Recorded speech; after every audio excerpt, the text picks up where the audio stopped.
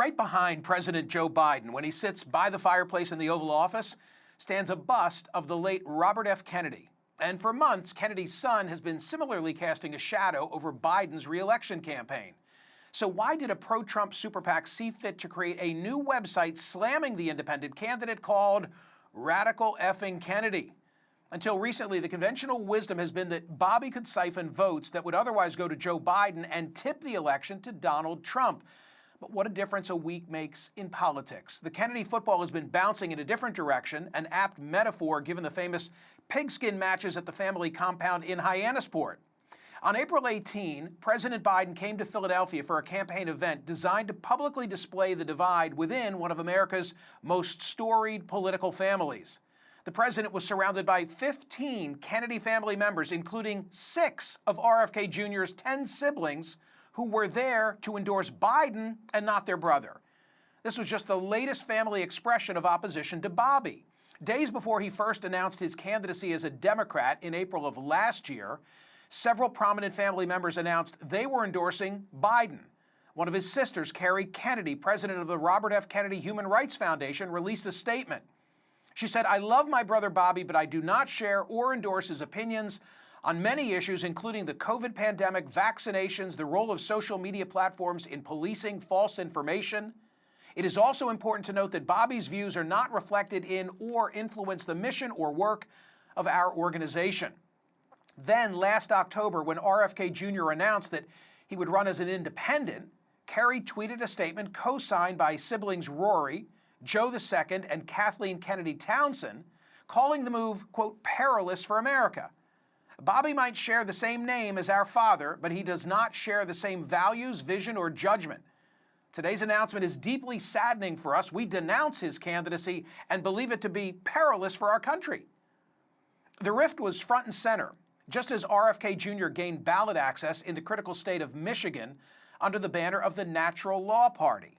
Biden has been reveling in the family's endorsement. Writing in the Washington Post, Tyler Pager observed that President Biden grew up admiring the Kennedys and that the Bidens saw the Kennedys, as wealthy, attractive Irish Catholics, as, quote, the embodiment of the American dream. Consequently, when the family recently united around Biden, the president labeled it one of the best days of his campaign. And the event with the president was not the extent of this alliance. As The Hill noted, from rallying Kennedy's family around President Biden to dumping opposition research and holding press briefings about how he helps former President Trump, Democrats watching Kennedy qualify for more state ballots are pulling out all the stops to prevent him from hurting Biden in the fall.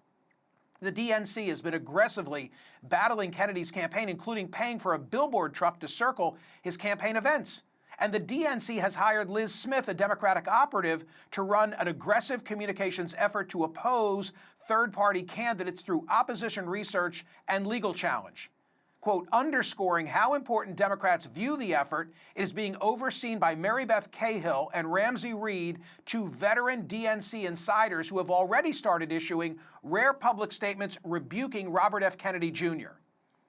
Trump has also been critical of RFK Jr., but until the launch of the aforementioned website, it seemed kind of half-hearted, as if he were doing just enough to give the appearance of opposing Kennedy without too much concentration. But overnight, Trump suddenly went scorched earth on Truth Social, calling RFK a Democrat, a plant, a radical left liberal who's been put in place in order to help crooked Joe Biden, and adding, shockingly, I'd even take Biden over Jr. So why this sudden attention from Trump? Because according to 3 new national polls, the election threat RFK Jr. poses may now be hurting Trump more. Head-to-head, Quinnipiac has Biden and Trump tied at 46. When RFK and the other third-party candidates are added to the choices, it's still tied 37-37. But when RFK voters are forced to choose, they break for Trump, 47-29. In NBC's poll, head-to-head, Trump leads Biden 46-44. But add the third-party candidates, RFK Jr. receives 13%, and now Biden leads Trump by 2. Marist had similar findings about the third-party factor head-to-head. It has Biden up over Trump 51-48, but adding the third-party candidates, Biden's lead increases to 5 points, which is larger than the poll's 3.6-point margin of error. Less than a week after the Kennedy family embraced Biden to the detriment of their relative, it was the Republicans left wondering how to discredit Bobby.